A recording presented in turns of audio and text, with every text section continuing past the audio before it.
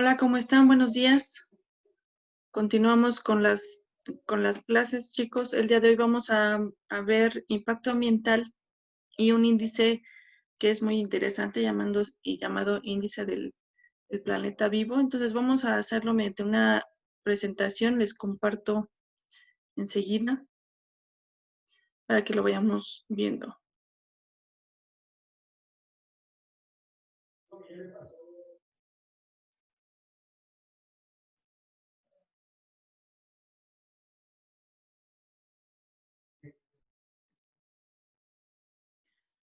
Bueno, esto ya es parte de lo que es el bloque 3, está como bloque 3 en su libro de texto, y vamos a hablar de impacto ambiental, de desarrollo sustentable, y también de alternativas que se pueden proponer para su posible solución. Entonces, vamos a hablar de educación ambiental y pues también de legislación ambiental. Comenzamos entonces por definir qué es impacto ambiental. Este impacto es el conjunto de alteraciones que se generan en el ecosistema y que pueden deteriorar la calidad de vida de las poblaciones que en ellos se desarrollan. Entonces, estas alteraciones pueden ser tanto naturales como ocasionadas por el hombre.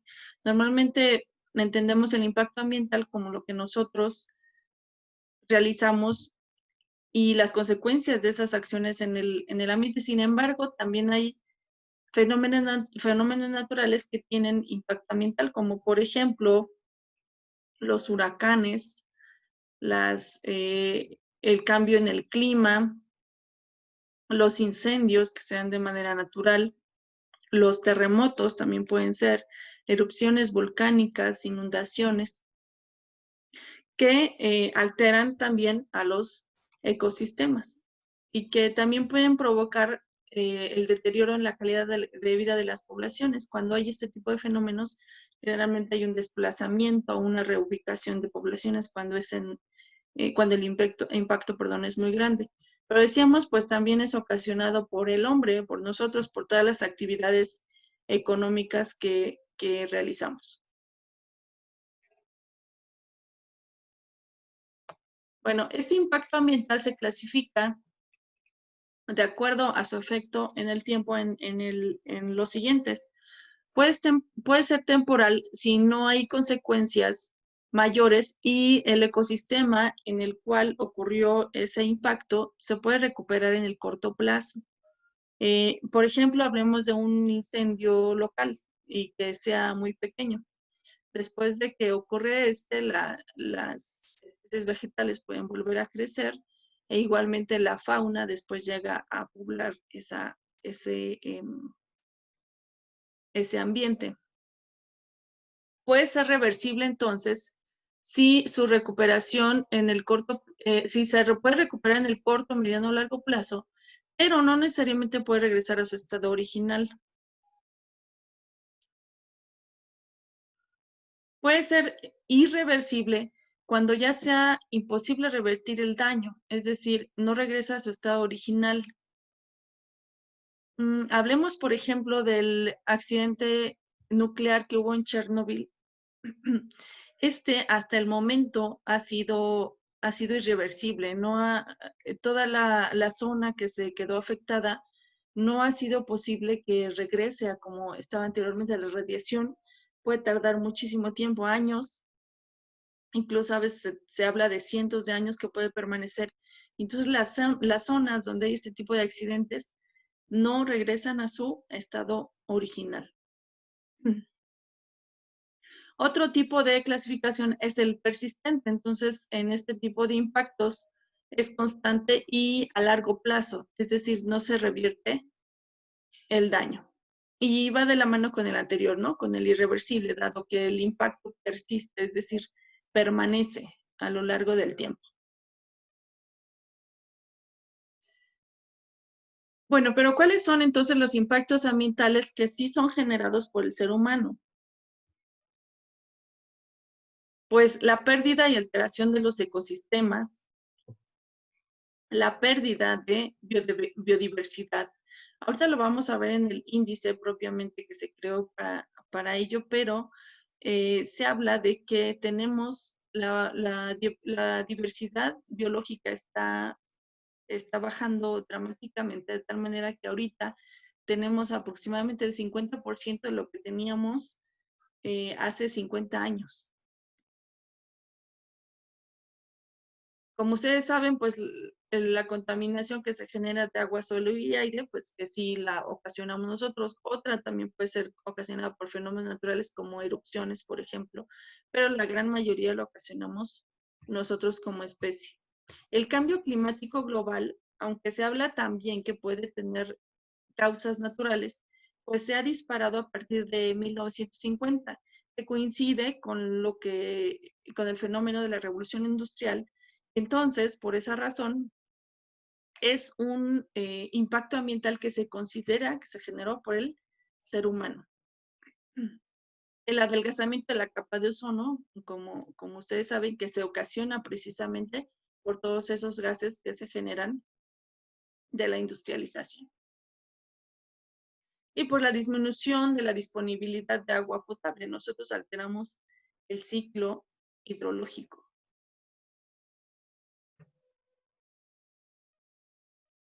Entonces, se habla de todos estos agentes de cambio que nosotros, como seres humanos, introducimos en los ecosistemas y que entonces generan impacto ambiental. Entonces, estos agentes de cambio son como tal por la explosión demográfica humana.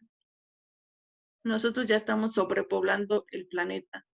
Y entonces los recursos que utilizamos pues cada vez van en aumento. Ya no pueden ya no ser suficientes. En este momento ya estamos por ejemplo, con el agua, ya estamos en el día cero que por ahí se estableció. Es decir, nosotros ahorita tenemos justo los recursos hídricos que podemos usar, pero a partir de ahora van a ir en disminución. Ya vamos a tener un déficit de agua potable a partir de ahora. Eh, actividades como la ganadería, la agricultura y la industria, porque pues llegan a modificar los ecosistemas. Tanto la ganadería como la agricultura se consideran de gran impacto porque donde se establecen estas actividades, pues se arrasa con el ecosistema natural para introducir ganado e igualmente a dedicar ya estas tierras a cultivos. El turismo también puede contribuir precisamente como agente de cambio porque, como ustedes saben, por ejemplo, en las playas, cuando se construyen hoteles, se acaba con los manglares. Los manglares son ecosistemas de gran importancia porque detienen la erosión, pero aparte actúan como barreras naturales para el viento, por ejemplo, y el oleaje. Aparte de que albergan una gran biodiversidad de especies, tanto vegetales como animales. Bueno, entonces vamos a hablar del índice del planeta viviente, que es una forma de medir el impacto ambiental. Y este índice lo lleva a cabo el Fondo Mundial para la Naturaleza, que tiene sus siglas WWF y su símbolo es un panda. Y es una organización internacional. Se creó en Suiza en 1961, ahí tiene su sede actualmente. Sin embargo, está presente en muchísimos países, entre ellos el nuestro. Y hace determinadas acciones precisamente de conservación. Entre ellas es generar una base de datos con las cuales se calcula el índice del planeta viviente. ¿Ese índice en qué consiste? En que es un indicador del estado de la biodiversidad del planeta, porque mide las tendencias de miles de poblaciones de especies de vertebrados. Se basa en el tamaño poblacional de las especies y se calcula como el porcentaje del tamaño de la población de esas especies, estimada desde 1970 y se compara con la actual. Y este se puede aplicar tanto a ecosistemas marinos, forestales o dulceacuícolas. Este índice que ustedes pueden ver en esta gráfica se empezó a crear, se empezó a a medir desde 1970, se tomó como referencia que teníamos el valor de este índice era 1, y de acuerdo con la biodiversidad que teníamos de especies en el año 70, y de ahí a la fecha se ha ido comparando de tal manera que se ve, ahora se sabe que esta biodiversidad ha disminuido aproximadamente hasta estar en el 2010 en el 52% comparado a como estaba en el año 70, en 1970. Entonces, gracias a este índice se sabe que las especies terrestres disminuyeron un 39%, como les decía yo, comparado con este año, 1970, las marinas un 39% y las de agua dulce, 76%.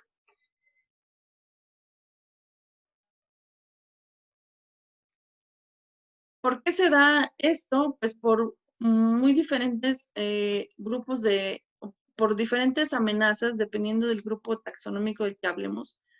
Con grupo taxonómico nos referimos, por ejemplo, a aves, mamíferos, reptiles, anfibios, etcétera. Y entonces, toda esta disminución se sabe que ha sido por diferentes amenazas, pero las principales están en esta gráfica que les muestro, que es, por ejemplo, la degradación o la pérdida de su hábitat, la explotación por especies invasoras y por enfermedades, por contaminación o por cambio climático. Entonces, ustedes pueden ver aquí en la gráfica que la mayor parte de la disminución, por ejemplo, en aves, se da por la degradación o pérdida del hábitat, precisamente porque los seres humanos, al ya tener una sobrepoblación, necesitamos cada vez más recursos para solventar las necesidades de esa población, y entonces lo que hacemos es invadir el hábitat de otras especies para, les decía yo, utilizar esos terrenos como ganadería, como, como campos de cultivo en caso de la agricultura, o incluso para establecer industrias, no sé, carreteras y demás, que desplazan a estas especies, a las especies propias de ese ecosistema. Entonces, también tenemos en menor medida, por ejemplo, por el cambio climático, y otra parte que está muy visible en esta gráfica precisamente es la explotación. Por ejemplo, en el grupo taxonómico de los peces, es la amenaza que es mayor todavía que la degradación o la pérdida de su hábitat. Entonces, este tipo de datos también se manejan en el índice de Planeta Vivo Global, y en total hay registradas, para que ustedes tengan una idea, 6.053 amenazas para las poblaciones de diversos grupos.